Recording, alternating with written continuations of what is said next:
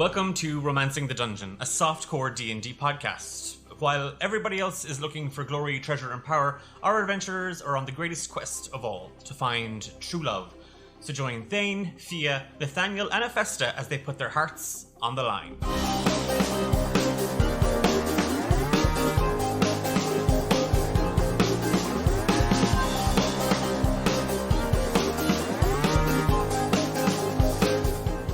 Last time in Romancing the Dungeon. So last time we spent a lot of time going down some stairs, and at the bottom of it we did find some vases with some flowers, and I just kind of forgot everything after that. But then I remembered, because we were fighting Lilu and Ardet. Well, things weren't going really great for us at that point, but then for some reason a gelatinous cube came along. Nathaniel, Obsidian McKnight, our hero of this situation, did in fact charm this creature to our side, and we beat them. And by beat them, I mean I threw Lilu into the gelatinous cube, and it was kind of a hard thing to watch, to see her dissolve. That was not PG. But after that, Hedonna came around and saved us, because she blew the whole place up and we escaped. And then we met some guy with a hat and a weird accent. That's all I got. Was that what happened in episode 8? Something like that. Close enough. Close enough. Close enough. Are you lonely, miserable, or just plain horny? Well, you've taken the first steps to solving your problems. At least your daily ones. Welcome to D8. Devoted, desired, dreamy, or dirty. Dapper dates for dejected daters. My name is Roz Greypurse, founder, CEO, and love wizard, and food critic.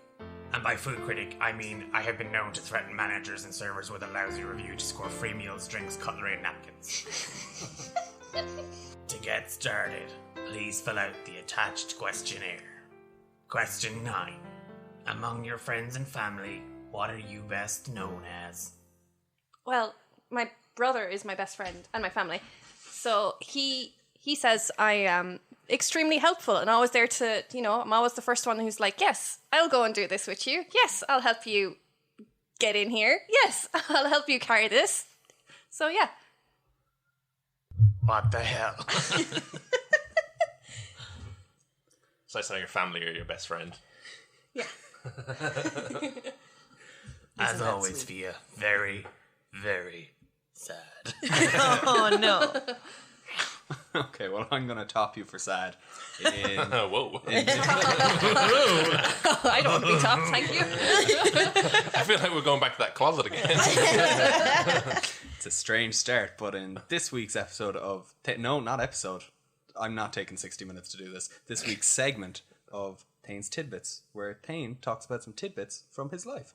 And if everyone remembers from episode 3, I want to say, Thane grew up an orphan on the streets of Tezrab, and so does his family know him? He doesn't know. That's all he's got. It's probably going to leave like an X in that part of the dating form. There's probably just going to be a line like an NA. just not applicable. NA. Ring doctor. My family is very affluent. I have an older sister who's a sorceress and an older brother who's an accomplished alchemist. Younger siblings are looking to inherit some blacksmiths' businesses as apprentices, and I do this warlock thing, kinda. That's what I do. So Mom and Pop must be real proud. It's the kind of thing where like you show up to parties and none of your extended family know what you do. They're just like, oh, warlock. Oh, will you Eldritch Blast the cake there? Yeah. Yeah, that's what Eldritch Blast sounds like. Makes the last episode really bad. considering I was shooting a slime. Take that, Mom. Every time she casts Eldritch Blast, she just imagines her mother. I don't know. People, for the most part, think quite highly of me. They see me as a leader, somebody who inspires them. Just something to aspire to, if anything. I'm sort of legendary around certain parts, a myth around others, and that's it. A test tube of STDs and others.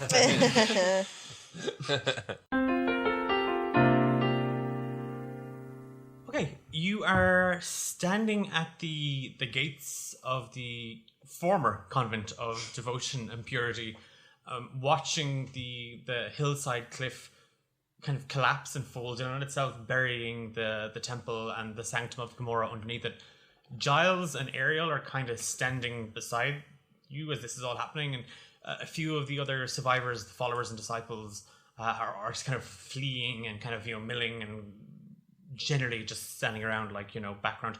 Do not ask any of them any of their names. They are not prepared. Okay? They are all in shock and they've all forgotten their names. Everyone has temporary amnesia. Yes, yeah. Temporary NPC amnesia. Do any of them have any particular features about them that make them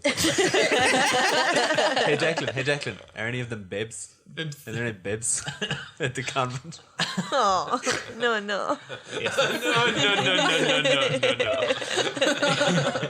The McGucket, the gentleman in the dwarven gentleman in the 10-gallon hat, just kind of, he doffs it at you and hops up onto a rather large fat little donkey with side saddlebags out of it on it. He just gestures that, his salutes. Why am I saluting you guys? I don't know. Audio podcast. Bye y'all. And he's just he trundles on down the road on his donkey. Who was that? A friend. Well, he had a nice hat, so if we're going to judge anyone by their hat, then he is definitely a friend. Whose name we did not know. Oh, well, Hephaesta overheard him being addressed as McGucket. Okay. Whose name I do not know. Whose name you do not know. I personally... Sucks for you, friend. I suppose we get back to the horse and buggy. Carriage. Horse and carriage? We did actually leave that far away, didn't we? Well, did, close yeah, by, it's- far away. Don't we up have the a road. hostage or something We in do there? still have a hostage inside there. You do. Giles is kind of still like holding on to Ariel's hand. He's kind of half hugging her. He's sort of like pecking her on the cheek, the neck. She seems a little bit overexerted because she fled the temple and brought him and a few of the others around. You see that not anyone basically not in disciple garb. Also, don't ask them their names. They are shocked by what they've just witnessed. But I'm very prepared. Let me pull up a random name generator. Why, there's Glibble Globble. I mean, you're prepared for our bullshit, and that's really good. That's all I can do. He's kind of overloading her with affection. Thane and Fia, give me a perception check. Oh, yeah. There's just a lot of noises happening right Yeah, now. just Yeah, this is great for the 18. podcast. 7. still does it like a bingo caller. I don't know why. G7? G7? Do you want to cut in the mic or not? A goblin pops up in the crowd. That's me. Thane, 7. 7. And Fia, you got 18. Yes. Thane, you're kind of just you're looking into the distance where you left the carriage and stuff like that, and you're kind of trying to make shapes towards it. Sure. Fia, you catch Ariel kind of as Giles is hugging into her. Her eyes land on you, and you spot straight away that her cheeks flush a little bit as both your eyes meet. That's because you guys were kissing. Yeah, I kind of make, I look down and then kind of look left and right really awkwardly. And I just go back, pushing my gear kind of back onto myself. Okay, were you naked? No, all You're- crossbow and all that kind of stuff. Yeah, so Giles and Ariel had collected your belongings from the unguarded locker room. Seeing you react and kind of start to prepare yourself, Ariel just kind of pushes Giles gently away. It's just, dearest, you said you needed to speak to my rescuers. Here comes that awful French accent, everybody. Yes. Been waiting 4 episodes for this. No Been pressure. 3 months. Oh, oui, yes. My friends, it is, you have done me the greatest of favors, and I wish you would accompany me back to the Sleeping Bee, and we will feast, and you will rest, and please, I cannot take no from you.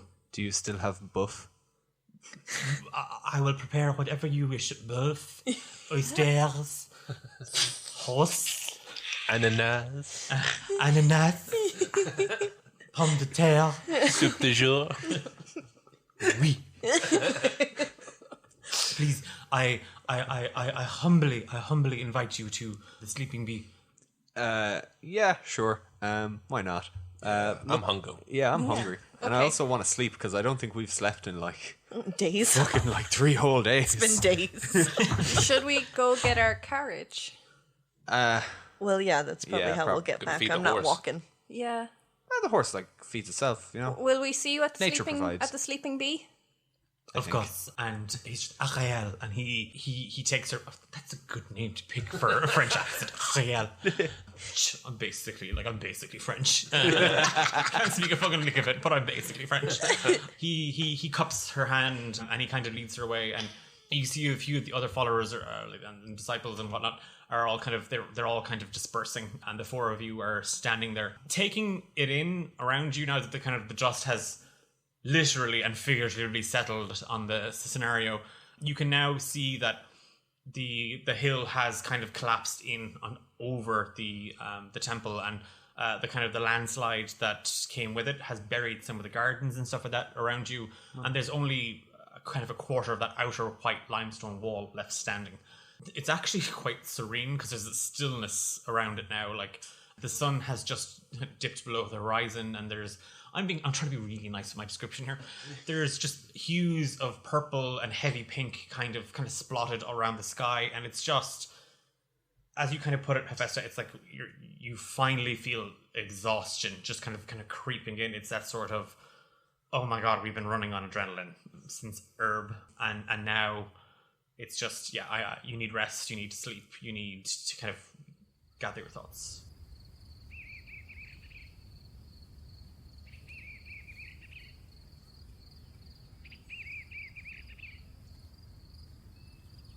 Before we leave, I just grab a random cultist and, not even asking their name, I'm like, do the words Hedana mean anything to you?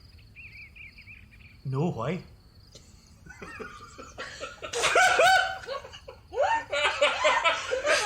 We've discovered someone from Cork.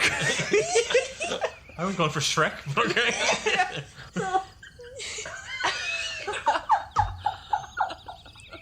I'm just like, oh, no reason. Anyway, keep it cool. Bye. And I just leave. Okay. Just going to follow Thane as well to get the carriage and horse. You're heading kind of back up that path towards Yes. from the convent. Okay. You're all, I mean, this was kind of a straight road. There was kind of a slight dip in it, but trundling up along, you see that because there's no one here to take care of the lanterns and light the place, and with night kind of creeping in, it is getting a little bit kind of harder to see. But in the distance, you can kind of see where the main road, because you can spot some of the followers and the volunteers that kind of came to the rabble rousers that came to rescue you all, are kind of now off this path and onto that main road and are kind of walking away. You don't see the carriage. Give me a perception check. Did someone hijack our fucking ride? 17. Thane is very tired. That's a natural 1. 12. 17. Okay, everybody but Thane. Just looking at my shoes. It's more the lot of like good you're armor. looking, you're trying to scout for where the carriage might have been. The rest of you, kind of in the twilight of the sky around you, you just kind of emerging from kind of a thicket from a ditch. You see a figure stepping forward. Thane, you kind of see the shadow just kind of mulling around, and Hephaesta, Nate, and Fia, you recognize Sykes. Ooh, I take like 3 steps back. Yeah, like I'm defensive immediately. I'm looking at the sky. It's really pretty. 'Cause that's what a natural 1 gets you. Thane. Huh? It's Sykes. It's very dark. I don't have dark vision. Oh, that's right. He's the only Well, human. it's nighttime is creeping in. Oh. It's relatively dark and I'm very tired. That could be anybody. All right, I'll throw my arm up. Hey, Sykes. Hello, Sykes.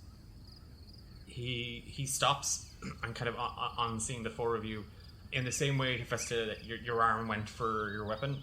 You see him kind of just reaching over his shoulder. He's not not done anything, but he reaches over his shoulder. Where is she? Which one? Rash. Rash was your dog. Yeah. Oh, we don't know. Actually, honestly, honest to at least several gods, we don't know where your dog is. You were looking for that Flaxton woman. Nana and Rash had her. Well, they weren't in the convent. Yeah, we checked out this really weird place. You would have really hated it. There was so much talking and so few clothes. They were not there.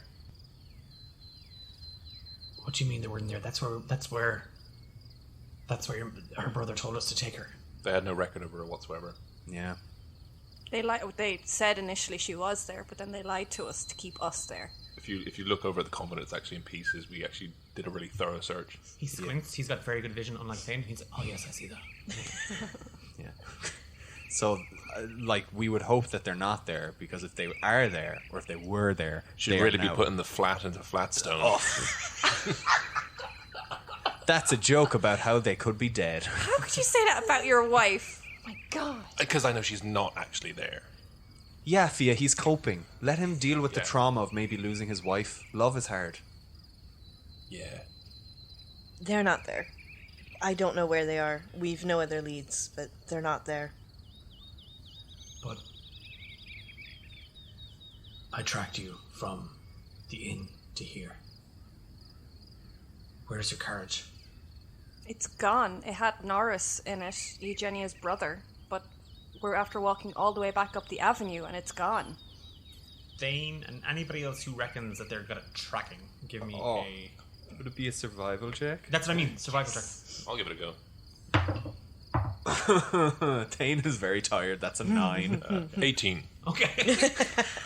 It's alright. Wow. Tell me about it. It's alright, Thane. You rest up like you big baba. He's just like I got yawning. an 18 as well. Okay. Sykes just he squats down and he you see he's kind of pointing out the tracks that you had the carriage had wheeled in those tracks. But you can see where the tracks have kind of come off the road. The tracks could have doubled back up on themselves. They don't lead to the convent, so he didn't go that way. Why do I sound like Bruce Wayne now? A really bad one. Like Sykes has had a long day also. And is this in the opposite direction of the Sleeping Bee, or is it? Where is it? We'd be heading back to the backwards, Sleeping So Bee. you double back. I think we gotta go to the Sleeping Bee. I guess we at least have to follow the tracks, but this presupposes that Norris broke out of the stuff we tied him up in, because we definitely tied him up, right? He was pretty well timed. Or those guards that he had with him that he did not actually defeat and, would give chase for their employer. Giles. That's Giles. You got enough beef for this guy here? Oh, they've buggered off, so gone Giles and ahead. Ariel are gone. Then I don't say that. Okay. Where is Norris from? Do you think he's gone back to his home? We met them in Tezrab. I'm sure he ran off somewhere safe. Yeah, he wouldn't stick around. I mean, Maybe he he has went there. committed a crime. He did steal our property. I mean, he's rich, and I don't think it matters. Social commentary. Look, I don't care about the Flatstone woman anymore. I want my dog back. Okay, we can help with that. Do you want to team up? Yeah, you want to hang? You scratch my rash, I scratch yours. Oh, no. Your ex-boyfriend. Oh, no.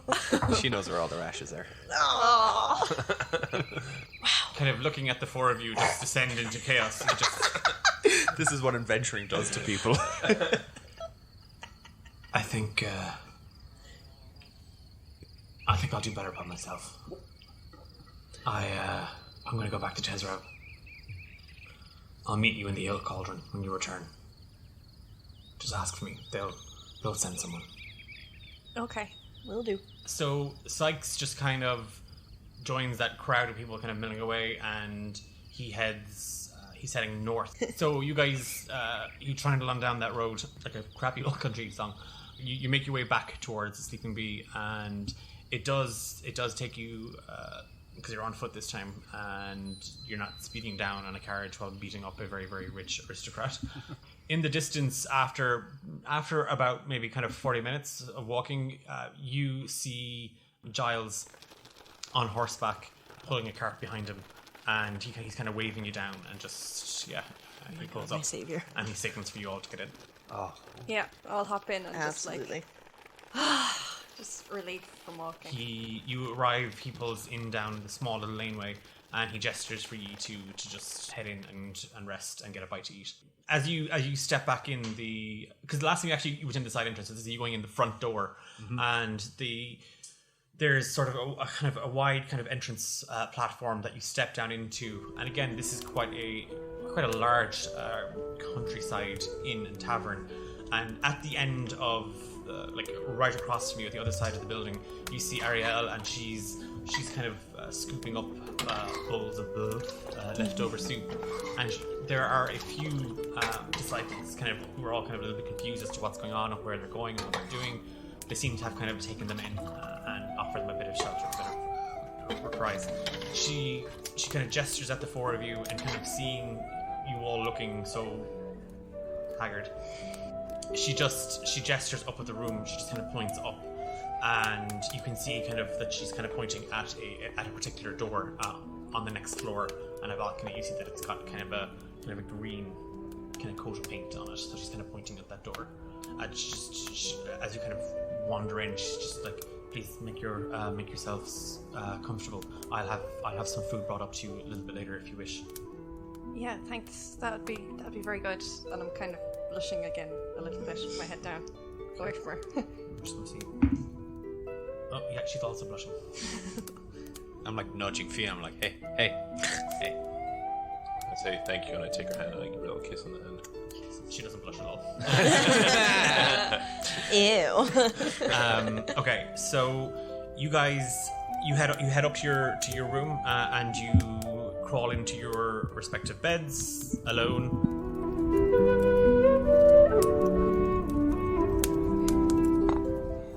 So, Fia, give me an intelligence check. 18. Okay, so which book were you investigating first? I want to investigate the book I found down in the sanctuary. So, The Art of Making Love Potions. Yes. By Rosalinda Greypurse. Kind of combing through it, you can see that it's sort of looking at the elements that go into a love potion. It's kind of the science and theory behind it, the magical nuances that one needs. It's all very nerdy. Like, that's the only way to kind of put it to you. And you can see that there are kind of notes scribbled in the margins, kind of, and stuff underlined. Give me a medicine check. 17. Oh, for the love of God. Great, now I have to tell her more things. Yeah, that I have to make up on the spot. No, it's not so much what is written in the book as in the text printed on it, but the notes scrawled in it, and you make out two different types of handwriting. The notes seem to kind of indicate that in order to create a love potion, you need a viable source of pure, raw emotion. And the best way to effectively cut that into a love potion, or to prepare it so that it doesn't have a toxic impact on the person who's going to drink it, is to mix it with something else, be it a health potion or some other form of tonic that has sort of a healing property or medicinal property to it. So you using various different magic, and you can kind of see underlined there, they've written down gelatinous cube ? Black pudding ? That has kind of two crosses through it, and then in brackets 4 dead, 2 severely injured, kind of in brackets underneath it. There was clearly some sort of trial and error here on whoever was doing the experiments. And that's all I glean from that book anyway, is it? Okay. Can I look at the... Oh, sorry. I tell a lie. There is something else. Because when you found the book, there was something. What kind of caught your attention was the thing glinting on it. Yes. There's a small chain, sort of a dusty old chain kind of on it. Like it looks kind of aged. Okay. And it's broken. And as you kind of thumb through the rest of the book, you notice on the back of it an ink stank. There's an ink stank on it. You notice an ink stamp. It reads property of the Tezrav City Library. Oh, okay. So same as the other book that I found previously in Herb. Yeah. Okay. Stealing library books, what a crime. They're the real. Apparently it's very villains. common in this area. Library thefts. Okay. You wouldn't steal a book. Can I try looking at the ledger now then? Well, this is taking you a bit of time, so Right. that's your sort of you've had your 4 hours of a little Of looking chance for here. that. But there is a knock on the door. You see the others all kind of toss and turn, but nobody quite wakes up. I'll go and answer the knock at the door.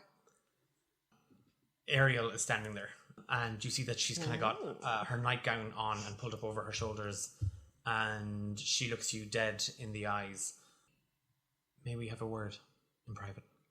She says in kind of a whisper. Yeah, sure. And I walk out the door and I close it behind me. Okay, give me a stealth check. Come on, rogue. It's like the one thing she's gonna fuck up now. Like, 17. yep, she fucked it up. Everybody, she only got a fucked that right up. We all listen at the door. Kiss. So yeah, you close the door without it making even a sound. She leads you down that back corridor. Do you remember the one I remember when you were first in the Sleeping Bee, the sort of servants kind of entrance and service stairway? She leads you. You see her kind of head down that corridor. She's kind of tiptoeing over the balcony, looking down into where the serving area is and the tables bar. You see that there have been some makeshift cots made up for the lost and confused disciples from the convent. They're all asleep. There's no one kind of up and around. She heads down the stairs and she stands at the doorway and just kind of beckons for you to follow. Okay, yep. I do that. You follow her out and she's crossed the courtyard and she walks past the stables, and as you kind of make your way to the door, you see that she's kind of got a small little candle and she lights it, and again she gestures as she's now kind of leading you to the back of the stables behind them. What's going on? I am so very confused. About what happened? When we kissed at the temple, I'm so embarrassed. I kind of hear now that you've had a chance to kind of fully take her in, and in the light of the light of the candle, you can kind of see that she's definitely a little bit older than Giles. Her blonde hair is kind of slightly kind of faded, and there are kind of deeper wrinkles forming around the kind of the corners of her mouth and her eyes. She's still very, very pretty, and age is kind of only kind of enhancing that beauty. But you can see that there's a kind of a furrowed worry line on her forehead. This is very hard to say, but I don't feel like this when Giles kisses me. Oh. Okay. I don't know what to tell you. It was a love potion that fell on the ground and did that to all of us. I know, but I felt something. You're telling me you didn't feel anything at all.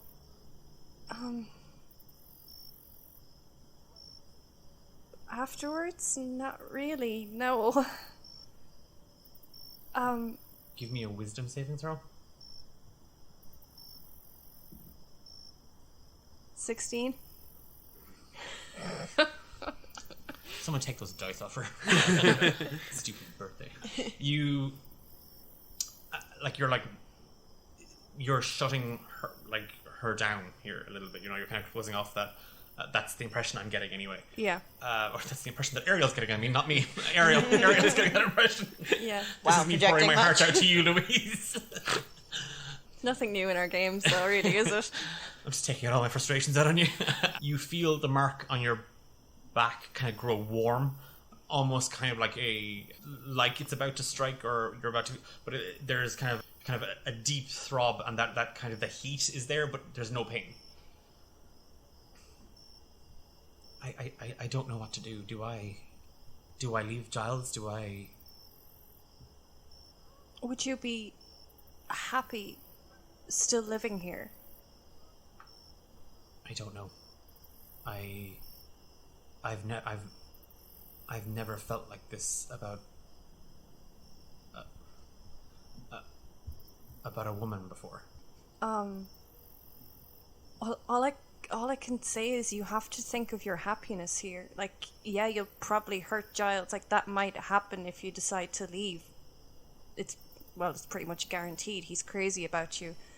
But you can't let that stop you and then you be the one suffering either.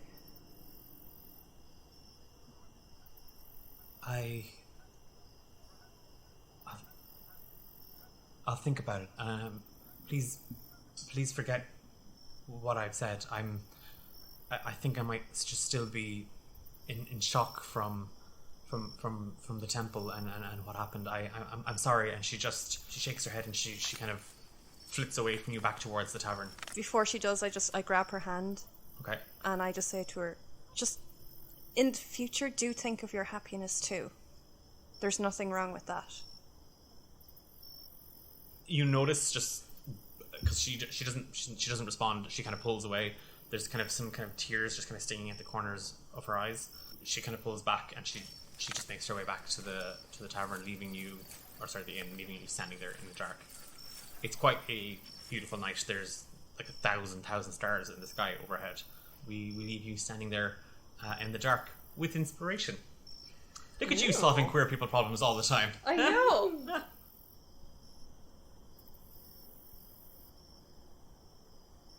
Unless any of you have anything in particular you wish to do now. I would also like to tell Fia that I never felt that way. Just to clear that air.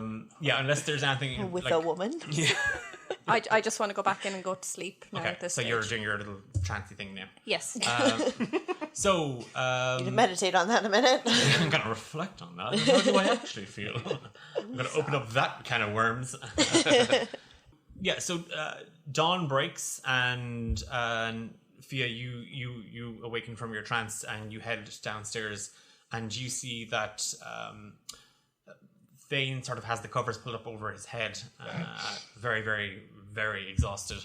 But Hephaesta and Nate, you had already arisen and you've head downstairs and you see that a few of the disciples that were here, some have left and they're making their way back to their own homes and villages and some to Tezrab, but there's a few and they're helping Giles and Ariel kind of pack away the cots and blankets and preparing food. There is the very, very sweet, if not heavy and creamy smell of oats bubbling away on a stove in the kitchen somewhere. What would you guys like to do? Ask for some of them oats. Want some of them oats? Feed them oats. Put a hair in your chest. Giles on kind of seeing the three of you kind of entering, just kind of he takes kind of a cloth and he just wipes off a table very, very quickly. My friends, please, and he pulls out one of the chairs. Doesn't care who sits in it. He flits back to the kitchen and starts bringing out bowl and tray, carafes of some really, really nice morning wine. That's a thing here. That's a thing. Don't question it. It's a thing. It's a regional thing. Morning wine. There's the smell of coffee brewing and teas and fresh juice. There is a wonderful spread laid out in front of the three of you with an empty chair for Thane. Delicious. Yeah, I suppose I should probably wake up at some point. I'll get to that. Oh, this is a story Relax. thing. Oh my God! I just thought I was super tired from killing a succubus. That was a collective effort. I'll have you know. Thanks I very much, definitely Thane. started I'll that. have you know that Schofield did a lot of work for He us. did a lot of work. Schofield and I tag teamed that. Rip. Wow, gross. Okay, so I take that chair that Giles pulled out for me, you and I stuff my face. okay, so you guys are just stuffing. Yeah. I want to grab his attention as he runs past. Okay, just before I forget, and in case anybody listening cares about the rules, our players have all leveled up as well, so you guys are all level 4 after having your long rest. Just in case you're wondering why are they all suddenly casting new spells and having new abilities, we better like just shoehorn that in there somewhere. My guy's I'm a tiefling now. Like the level up was really Changed weird. entirely. Yeah. So yeah, you grabbed Giles as in sort of that way like people do in the waiters, just kind of putting a hand up, kind of briefly touching his arm. Yes. Waiter, please. click, click, click. Yeah, he'll spit in your food. Saved his wife. So he'll let me click his fingers. Yes, Hephaesta. What can I do for you? Have you, while we were away, did you hear anything from Norris or his guards, or see anybody come back around here, or? The guards, they left as soon as you did. They did not return. But it is quite funny that you ask that. Late last night, there was a rapping? Why did I roll that? There was a knock on the tavern door. Ariel was asleep. I went down, and there was a woman there. Very strange, very beautiful, very strange and mystical presence about her. She left something for the 4 of you. It was I don't understand, but I took it, and one moment, please. I put it somewhere safe. And he just fetched it from behind the bar. Very safe. Thanks. There is after a few moments, you hear kind of some rattling and noise coming from the back kitchen, and he returns with a long piece of cloth. There's something wrapped in it, and on it that you can see kind of pinned with a rather ornate kind of little pin. There's nothing else I could think of. A paperclip. She stuck it with a paperclip. There is a small little envelope, a jet black wax seal on it. I take the paperclip and I put it in as a new earring. Oh, gross. And I'll take the rest of it. On looking at it, you're not really sure. It looks like a stick wrapped in cloth. As you kind of open the envelope and you the contents of it, it's very, very simple, the note. Do right by love. H. XOXO. H? Who's H? It's Adana. Oh, yeah. Can I unwrap the stick? Yep. Pulling the cloth away from it, and the cloth is quite fancy. It's quite... Silk. It's almost silk. Oh, wow. A little bit too cheap for real silk. Sorry, she's just been resurrected. She's not going to fancy Marks and Spencer. Yes. Look, I'm only a demigod, okay? I'm not an actual. I'm not on that allowance. It's just kind of a very nice soft black fabric, kind of flecks of kind of silver through it. Peeling it away, there's it's quite bizarre looking. It's a quarterstaff.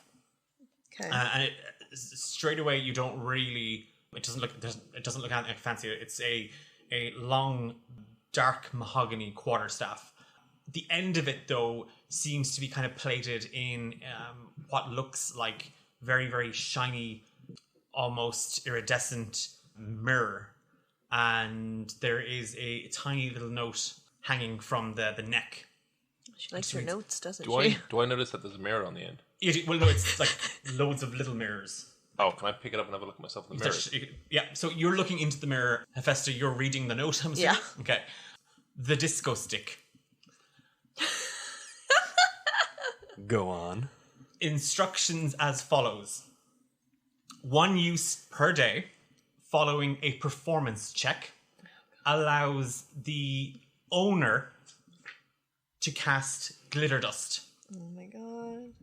You must effectively perform once some sort of dance move to use the disco stick, which also doubles as a regular quarterstaff, and it will allow, on successful completion of a difficulty check, it will allow you to cast glitter dust once per day for free. What does glitter dust do? Glitter dust, my friend, since you ask. Choose a point within range. A cloud of golden particles covers everyone and everything with a 10-foot radius. Of that point, blinding creatures. Everyone and everything within the area is covered by dust, which cannot be removed and continues to sparkle until it fades away. For the duration, any target covered by the dust has disadvantage on dexterity checks and gains no benefit from being invisible. Sorry, as in stealth checks, from being invisible. Each target that is a creature must succeed on a wisdom saving throw or become blinded for the duration. It's like that Amazon package with, It's a glitter bomb. It's a glitter bomb. It's a trick bomb. Yeah. But in terms of a spell, it's somewhat similar to Fairy Fire. Yes. Except that it gives them disadvantage as opposed to giving us advantage. Yeah. And so they become blind. Also, you also could become blinded with this because this is glitter and it goes everywhere. Glitter does not discriminate. It does not. So yeah, once per day, whoever owns this staff. We all own it, don't Perhaps we? who wields She left it to us. Yeah, she left it. But then again, I'm holding it. Yeah, he's holding it. So I mean, ownership is like 9/10 I'm only half possession. joking. Guys. I'm only half joking. So you will effectively have to bind this to you. I So see. holding it for more than 10 seconds it requires a bit of you using it a lot and it becomes yours. I suppose we could just make a decision based on, I don't know, who's the best performer, or... God, it's a shame Thane is missing out on this because he's got like a +7 in performance right now. And in case our listeners didn't know, yes, I'm that player. It's mine!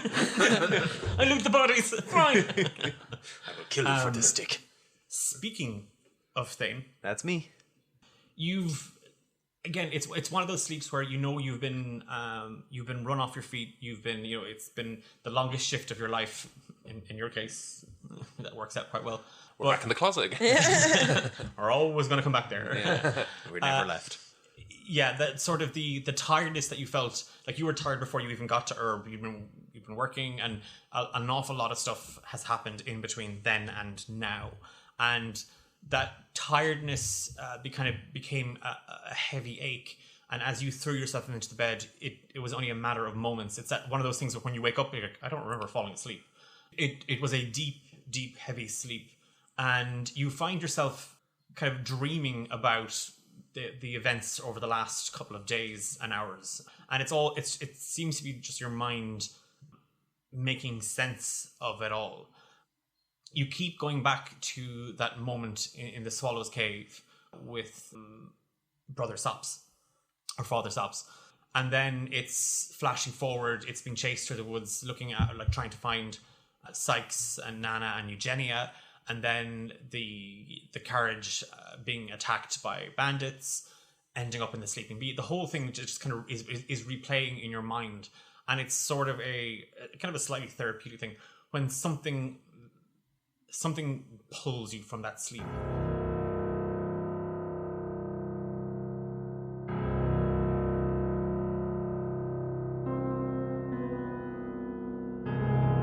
Its cold feet brush against yours. And your eyes dart open, and in that sort of everything is kind of slightly hazy, you recognize a sort of blurry, and it's starting to kind of come into focus, a very, very blurry smile just oozed out between two thin, pale red lips.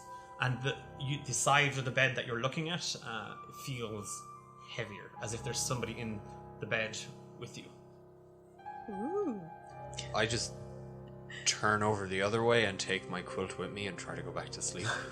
You're a blanket hog, obviously. Yeah. It's nice to know. I pretend to be asleep. Yeah, you take the blanket and you kind of roll onto your other side, and then you just feel this long, spindly, cold, bony hand just kind of snake under the blanket and wrap itself around you. And then you just hear and feel the words being whispered in your ear. Good morning, my love. I've missed you terribly. And you've been quite the busy little boy, haven't you? Can't you just do the normal thing like everyone else and write a letter, or drop by the family picnic? I could, but then we wouldn't have these cherished moments together alone. And she squeezes you, it's not a hug, it's a squeeze, like a snake strangling its prey. I don't like that. at all, Thane says in first person. Yeah, I turn back over and look at her and just ask, all right, yeah, what is it? You clearly didn't come for like a morning cuddle. Oh, you know me so well, Thane. Yeah, it's so easy to tell how much you don't like me. No, I love you. Oh, If you're not happy with the pleasantries, we can get straight back to work, but... And then her fingers just kind of run up along your chest and just kind of stopping at your chin. As you take her in, you see that kind of a darkness, an unnatural darkness, has kind of filled this half of the room that you're in, and she's sort of in it and kind of working around out of it. And it's sort of vapor and smoke kind of wafting off her as she kind of comes out of the shadow. Like her hand touches you, kind of. It is that sort of vapors from chemicals kind of wafting up into the air, and that sort of weird kind of blurry vision of heat on the horizon that are kind of wafting around. it doesn't feel comfortable. I'm just going to take that random guess. It probably doesn't feel great. No, oh god, Yeah. no. She's every time this being appears, it's never fun. It's pretty gross. I wouldn't say gross, but that's fine. That's how you feel. That's how you perceive it. That's how Thane decides to deal with that. Yeah, all right. What's business? Is it another old priest? Because boy, that was really hard. It really put me under the knife on that one. I do have a job for you, and you're so very close. There's a new target. I need. Was it a succubus? Because gonna get ahead of you on that. Did kill one of those. Super I have easy. absolutely no need for a succubus. I have Oh plenty of those in my collection. no. Hope it wasn't one of yours. Good news, Thane. You know this person.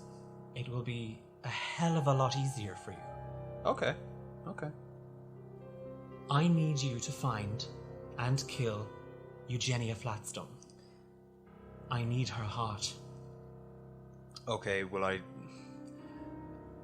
we haven't. I think it's been a while since we've done the heart thing. How am I supposed to get that to you? Because I don't think walking around with an old lady's heart is gonna go well for me personally. See, that's not how this works, Thane. I tell you to find someone, Yeah. kill them, Yep. and get me something sometimes. Yep. How you get the heart is of no concern of mine. Oh no, I'm just gonna cut that wide open, just yoink.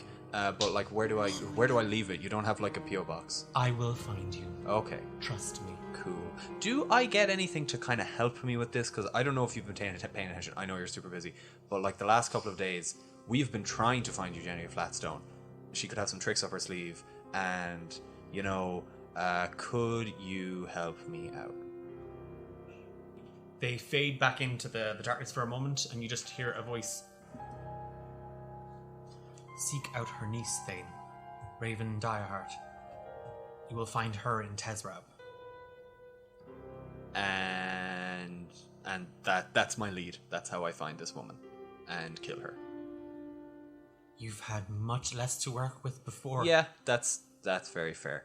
Just, since we're having this nice conversation, any special requests? Like, got any little things you need me to do? Like branding or like dropping off a building? Do I make it look like suicide? These are all very dark questions. She leans in, like she emerges from the darkness once more, and her lips just press straight up against yours. Yeah. And you wake up, and there is a sort of a trace of a kind of wet on your lips, like it's kind of oil or grease, but it's there, and you're in the room all by yourself. I would rather have kissed a gelatinous cube. And I go downstairs and have some breakfast. You head downstairs and you see the others are... Just before he came down, can I just start doing a performance with the stick because I didn't pay attention when she was reading out the note? Okay. give me a performance check. Unnatural 20. Okay. Oh, no. If you're blue and you don't know where to go to, why don't you go where fashion sits? Putting on the Ritz. So you have charged the disco stick. if you now wish to cast, you kind of feel magic kind of surge through you and into the staff. It feels like it's trying to burst out of you, like you cannot contain it. Oh, well, in that case. Okay, you're gonna cast it. Pew! Straight up in the air. Thane, you emerge from your room to just see an explosion of gold and silver, white glitter into the air. There's kind of a gasp from everybody in the crowd. As you now look down, you see that everybody, Nate included, are body painted in gold, silver, and white glitter. My eyes! My eyes! I'm going back to bed. Yeah, it's everywhere. There's just glitter dust in everything and everywhere. I start trying to scrub it off my arms. Now one hand is just very much coated in it. Dumbass. It's pretty cool, though. Nothing about this is cool. I can't see anything. Oh, yeah. You can all give me wisdom saving throws. Oh, for fuck's sake. Including me. No, you're fine. You didn't get whacked with this. Thank God. 19. 17. Okay. 6. Well, you were blinded by the glitter, and Giles is also very much Oh, blinded no. by the glitter. He nat wonned it. Oh no! So, Is yeah, he permanently said, blind? My eyes. The glitter is everywhere. I never thought I wanted to hear something so much in a French accent before. Yeah, he's just like he's kind of with one hand kind of rubbing his eyes, the other hand is just kind of trying to feel around the for a counter or table to kind of stabilize himself against. Ariel just kind of comes out from the back kitchen and like looks up at you and then sees everybody else and it's like, oh God, what's happening? And then she runs to Giles and she kind of starts trying to use like the cuff of her blouse to try and wipe away some of the glitter. She looks at you, Fia, as she does it, and she looks back and she just goes back to Giles and she's trying to help him. Okay. I'm going to look for some breakfast that doesn't have copious amounts of glitter in it. She did bring out a fresh pot of. Did we even get to enjoy all You of did. that? You had a little bit, but Thank God. so yeah, with the long rest as well, you're all full health and spell slots Yeah. are all recovered and all that malarkey. Yeah. That D&D stuff You that know. we're supposed to be doing. Doesn't It's really just matter, enough of a but buff, you That's know? just there for a reason. So, what would you guys like to do, other than How long does this whole blindness thing last for? a minute? Oh, that's fine, so. does the glitter last forever, Yeah, or does no, it like it's a minute. No, magically? it can fade away. It's Okay, magically. okay. Now, if it was real glitter, that shit's coming back in about 3 years' time. Well, that's why I'm asking. Like, am I gonna find this You in my sneeze shoe in and a it just week? comes out. Like, Yeah, no. After 60 seconds, it'll all fade away. Yeah. I'd like to tell them what I found in the book from the sanctuary. So, this book I found in the sanctuary, it's from the Tezrab City Library As well. she speaks, you just see that Fia is just glistening and glittering and catching the light in loads of different places. Trying to be super serious talking about what was in this book. Basically it's a book about love potions, and I can see that someone has made notes in it. Well, it looks like two people were making notes in it, and it's all about, it's just all the science behind making love potions and about diluting it to make sure that people can actually take it without seriously hurting themselves or dying, which they seem to have done some trial testing on and made notes about, which is horrible. Thane falls asleep in his porridge. But yeah, it's another book like the one I found in Herb that's from the Tezrab City Library. why are so many people stealing library books? They're free. A random voice says. and there are no library police, so really, it's the perfect crime. Oh my God, spin-off campaign. Library police. Is that our next lead, then? Well, I mean, if you want to return a book to a library, sure, but Well, all kind of it seems like all roads kind of lead to Tezrab at the minute. Well, I'm sure that's where Norris is anyway. I would wait, imagine wait, that's our wait. next. Sorry, I just remembered something. When I had a sleep in the convent, I had a little vision. I saw a big house with a big pond outside. Lake. Lake Pond. Lake. A lake is just a big pond, so... Well, there is the Right. lake on the edge of Tezrab. Right. Giles. Oui. And he's just There. He says this, and like a load of glitter just falls off the guy. What can? And he's trying to like just himself and Ariel are trying to get the glitter off of him. What can I do for you, my friends? Do you know any big mansions with like a lake outside them? It is as Fia says. Tezrab is on Lake Capulet, no? Another lead? All roads lead to Tezerab. That's a lot of leads. I just want to go like buy things. You know, that's usually how I deal with all the stress of work. As a hunter, I like to go and do some shopping.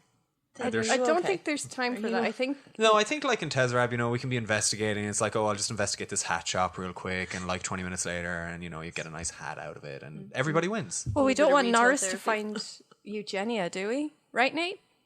No, we don't. I need to find her because I love her. You sure about Oh, that? you remembered. Tezrab is some way away from here. Please allow me to assist you. You may take horses from the stable. Really? Great. I mean, I'll pay you for it because that's really cool of you. And No, you saved my wife. Hate you people. she has a name, Giles. You, She's not just your wife; she's Yeah. a person. you saved my wife. Ariel. Thanks very much. And I kind of shake his hand kind of a little bit aggressively and energetically. Well, it's good to know that your wife is worth 4 horses. And a cart? Then we don't need 4 horses. But of course, I will. But we're gonna take them. I don't see why we need the cart. We have 4 horses. One's for Ian. Yeah. Oh no! It's a long road to Tezrab. I will prepare the horses. Please, if you the glitter at this stage has just kind of disappeared, and the plates and the food and everything else are all kind of back to normal, and you're all deglitterified. Thank God. Please have your fill, and then I will be a moment with the horses. Thanks. Nice. I have no shenanigans planned, so yeah. Okay, you're all. So you just continue to tuck into that hearty breakfast of oats and cheeses and Yum. wine and whatnot. Sans glitter. Free breakfast. Sans shenanigans. Sans shenanigans. The name of my next character. I'm surprised it's not the name for this character.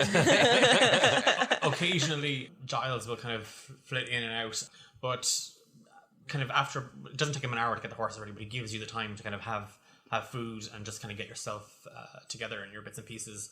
He kind of gives you he kind of just signals to the 4 of you as you're kind of sitting around. My friends, the horses are ready. Sorry, what? The horses are ready. Oh, see, I understand you when you started talking all normal. Xenophobes. Thank you, Giles. We appreciate this.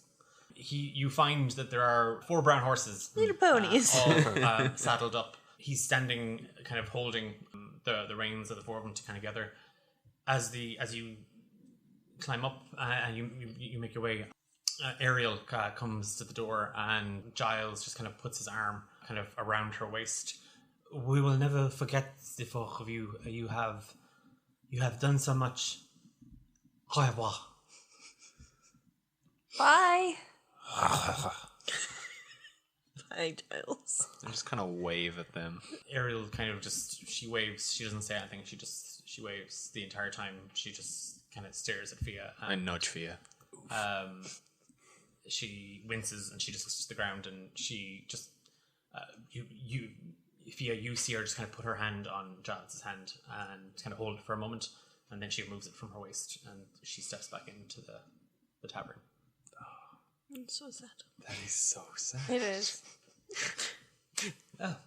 Off we ride. Anyway, on to some adventure and hijinks. So you guys are going to follow the main road back towards the. Yeah, how the long city. does it take to get to It's Tezrab? going at, well, you're on horseback. So let me pull up that wonderful map that I made. You guys are about 80 miles away from the city of Tezrab. That's not that bad, right? On a horse? It's like 2 days, isn't it? Shall I Google it very much? Does someone want to Google it? Will we get into some D&D technical Let's things? How many days and on we break horseback? for ice cream. How handy! Someone has already Googled this first. How? Because it comes up as a kind of an automatic thing. Oh, nice. So it's going to take you the bones of a full day's, because you're not going to ride the horses for 24 hours. Like they're going to have to rest. Lame horses. Wow, what a fucking crap horse. They were free. Yours, you know what? Yours dies of exhaustion, And I eat him. and then you wear him as a cloak. Oh, no. With my glitter staff. Yeah, so it's going to take just over a day to make it back to Tezrab from here. Before we leave, I call back to Giles and I'm like, hey, Giles, Oui. does this horse have a name? Or is this the horse with no name? Pierre. Oh, fuck yes. Pierre. Gonna ride my Pierre into town.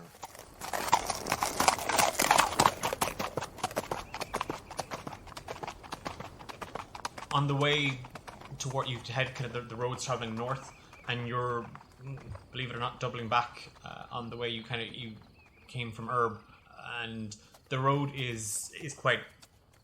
The road is quiet. That's the only way to put it. The road is very quiet here. As the day rolls on, you pass a sign pointing to Herb 10 miles, sort of to the northwest, and you're all sort of kind of forced to remember your adventures in Herb as if they were only, a couple of days ago. But you continue on, and you see the sign for Tezrab reads 65 miles east. And the road is the road is well traveled. Hello, Robert Frost. There he is, right there on the side. He's Really confused. kind of as day begins to end, you see kind of off road slightly. Kind of other travelers have kind of pitched up to make camp as well, and it's kind of a mishmash of different people. And it looks to be sort of like some sort of campsite or caravan type site thing that merchants would be using throughout, traveling from a city like Tezrab around the countryside. Do they look sketchy? No, they all relatively normal. The four of you all look sketchy. Thank you for bringing that up. We'll just check to see if they. No, they're fine. They're all sketchy. they're ignorant in just how sketchy the four of you actually are. There is space for the four of you to pitch the horses, make camp, and settle in for the night, if that's what you wanted to do.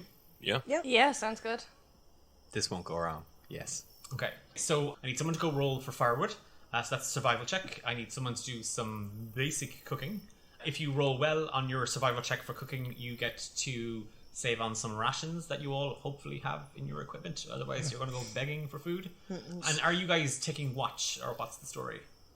I think somebody should anyway. Yeah, I think we will be, yeah. Okay, so I need someone to do a perception check. I'll do perception. I'll roll for firewood. Okay. I will help him with firewood, because Okay, I don't so want to talk to these and that weirdos. Hephaesta leaves you to do the cooking, Wow. which she loves. So Well, sucks for you guys, because that's a 6. okay, And I got a 7 for wood. But if I'm you get advantage. yeah, on I'm your wood. helping you. Alright, I'll go again. I got 18 for perception. 18, I'm fit. I roll really well on the 10. I got a 9 for wood.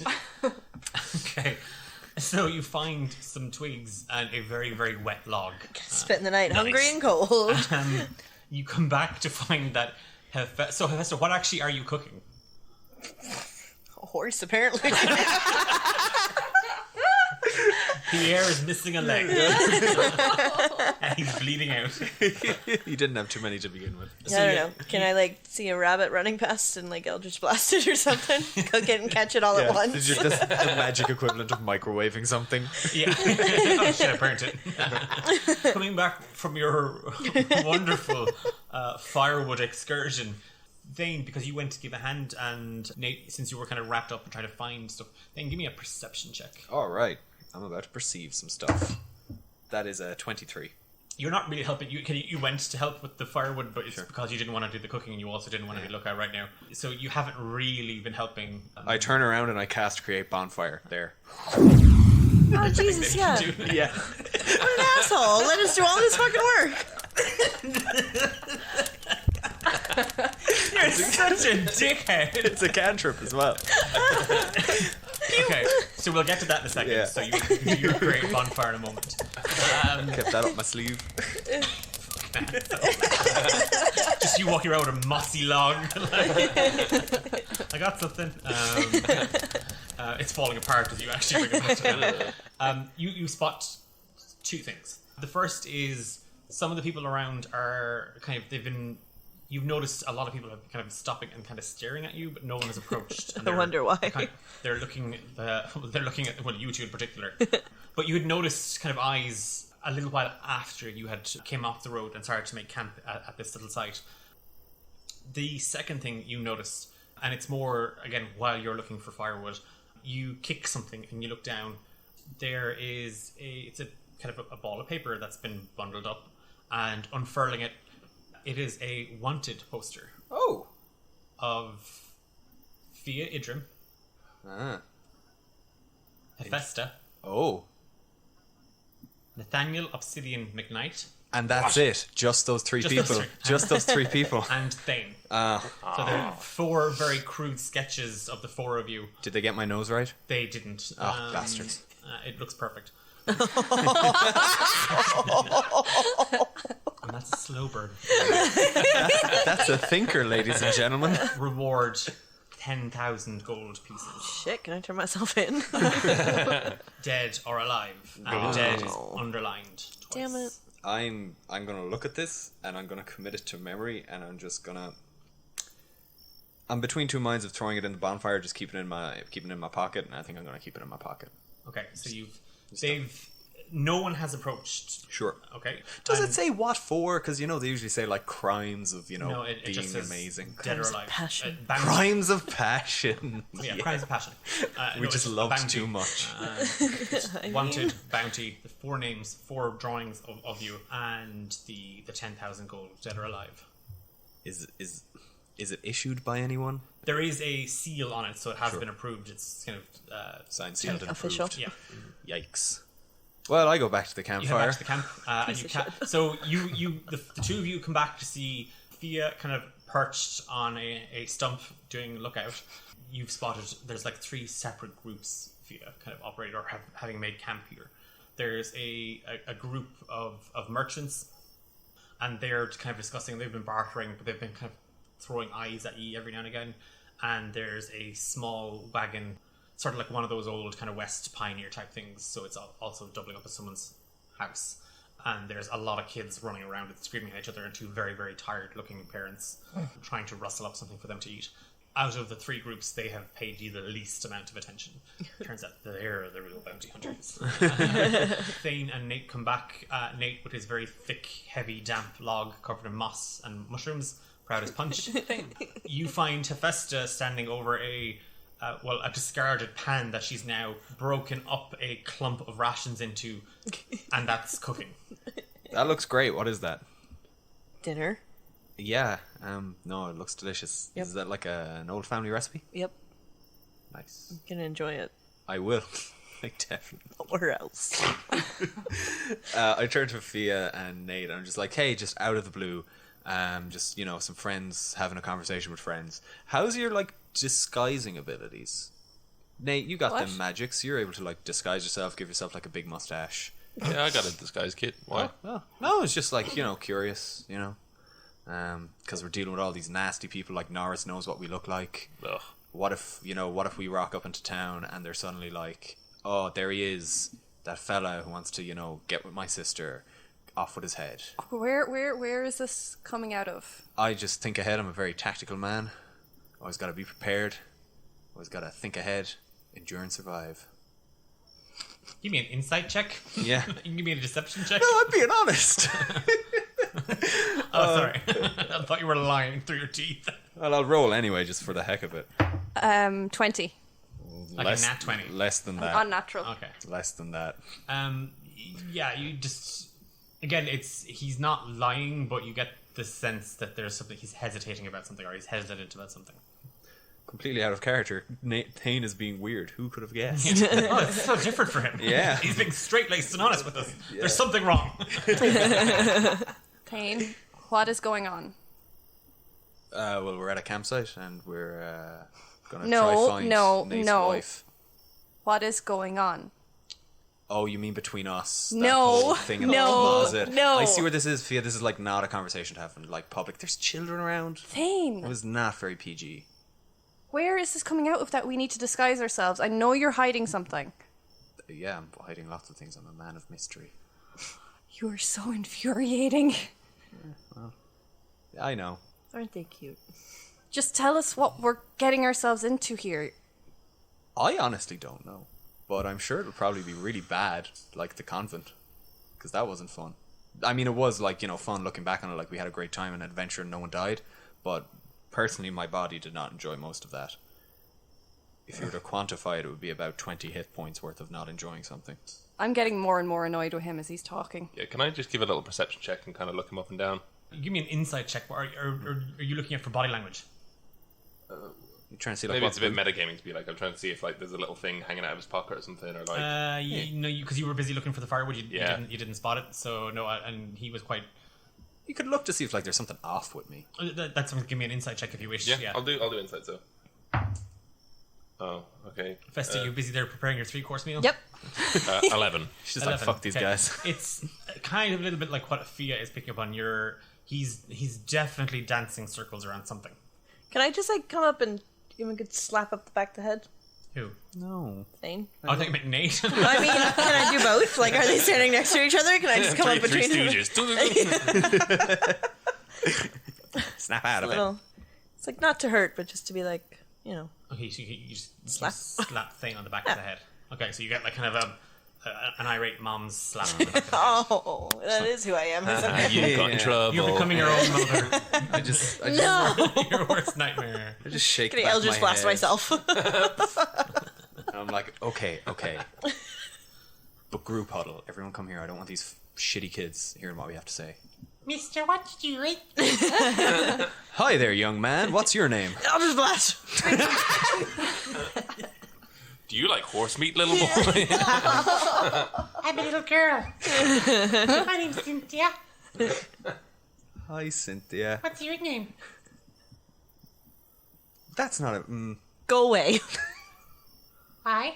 Go away. Why?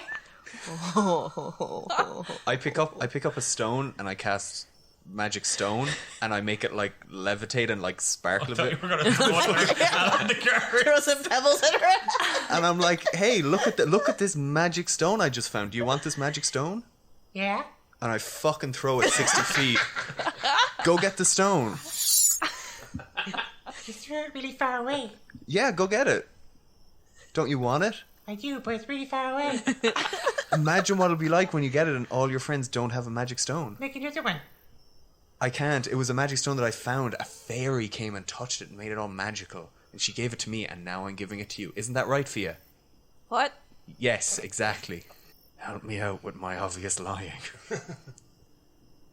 She's just staring at the four of you, kind of like with a. As she kind of smiles, you see that she's missing a couple of teeth, and she's got. But in a cute way. But in a cute way, Yeah. yeah, in a really adorable way. I say, hey, why don't you go back over to your parents? And then I cast Minor Illusion on my face to make it look like a really scary, ghoulish face going, ah! Like Bilbo in Fellowship of the Ring. Yeah. Yeah. Oh my god, yes.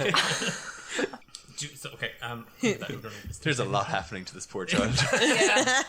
What's your spell save DC? It is now 15. Oh, Nice. well, it turns out Cynthia is quite a tough little girl. Oh my god. I've seen worse. Jesus. Listen here, you little shit. Just go away, okay? I'm sick of it. Go away. Go away. Why? I like how we're all looking through our equipments now to find something to bribe this horrible child with. It's the worst enemy we've run into. Yeah. Oh god. It's like every game of Skyrim where like the kids are annoying you, but you can't kill the kids because Todd Howard is a bitch. Why won't you tell me your name? I'll tell you what. I look down at her and I tell her my name in Infernal, and it's something like. She speaks infernal, doesn't she? She's a little fucking fluent. demon. I say, look, I'm sorry. Go after the stone, and I cast Suggestion.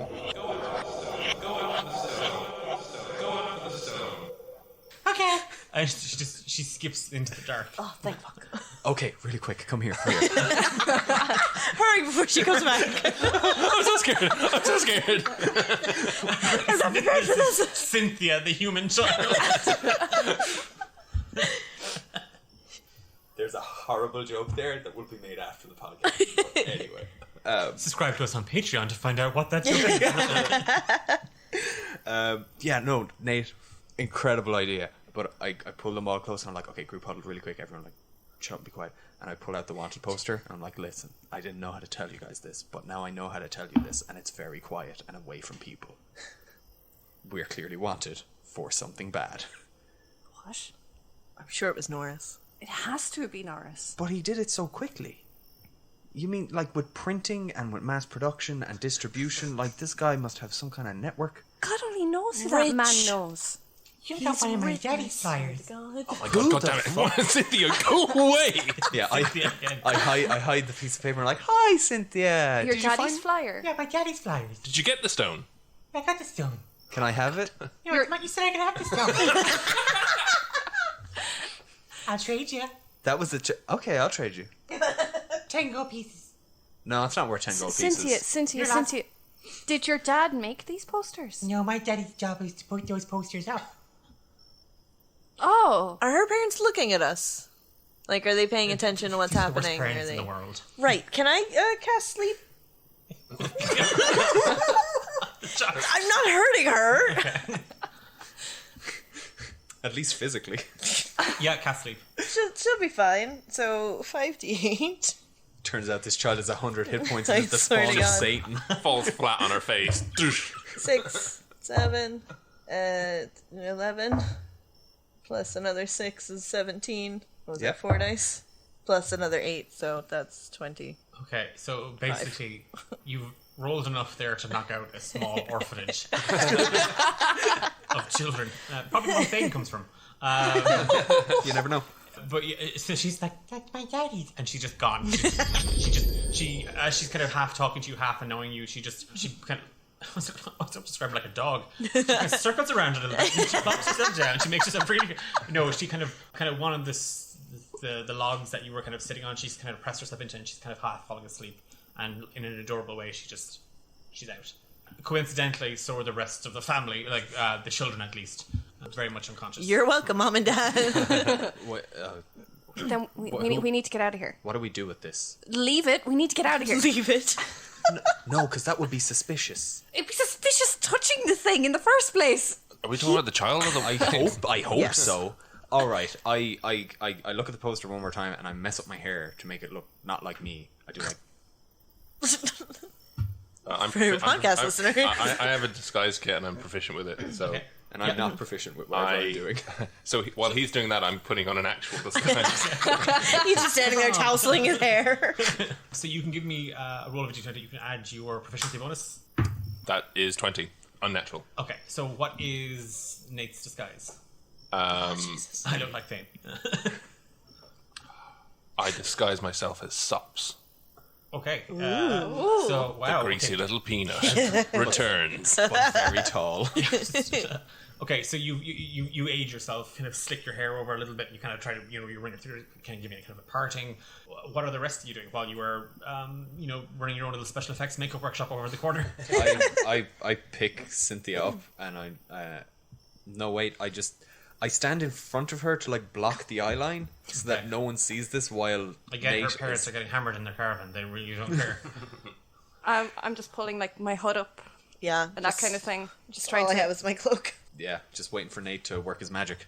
Okay, so you've blocked the parents from finding Cynthia. They are hammered. They're not even looking. There's like a million of these children, so that's fine.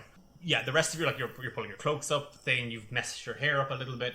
After a little while, Nate kind of reappears, but he's not Nate anymore. He looks like Brother Sops, like Father Sops. He looks old. His hair looks matted and kind of greasy. He's slightly hunched. Yeah, it's a transformation and a half. One improvement. Swear to God. Swear to God, Hephaesta. I reached out, I pick up Cynthia and I just like hand her to Nate and I'm like, here you go, don't give us away. I mean, like, bring the child back to them. Oh, so that okay. they don't suspect us. Okay, I turn it on my heel. Drop her. Okay. Roll for damage. No, I you're say close. gross at the same time. She's still asleep. Like, I rolled to see if she would wake up. Yeah. Can we just get out of here? Yeah, let's just go. They probably think she was like, passed out from drinking or something. Okay. How do children work? Yeah, I don't know. That's how I do it. Yeah, okay, I'm gonna... Yeah, I throw the wanted poster in the bonfire, and I just, like, prop Cynthia up to look like she fell asleep against, like, a stone or a tree or something. Okay. And not just, like, right in the middle of a field. And you ride off into the dark. Yes. Into darkness, into So your danger. horses are going to be suffering from exhaustion because they haven't had a chance to rest yet. Okay, and you will also take a point of exhaustion if you're going to just ride straight toward Tezrab in the dark. Well, I think we should kind of... Maybe, is there woods or that kind of around us that we could...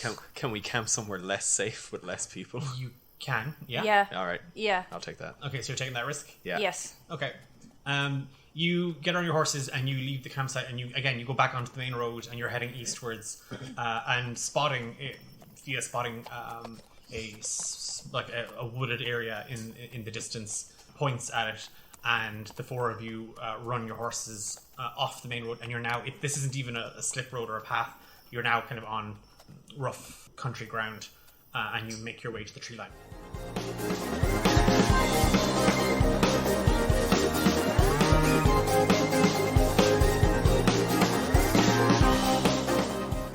Thanks so much for listening. If you like what you heard and you want to see more of our stuff, then you can check us out on social media channels at D8 Dungeon for some behind the scenes nonsense, character and community banter. Our awesome theme music, Love Chords, is by Martin Ryan. The next episode is out in 2 weeks' time, and we'll see you then.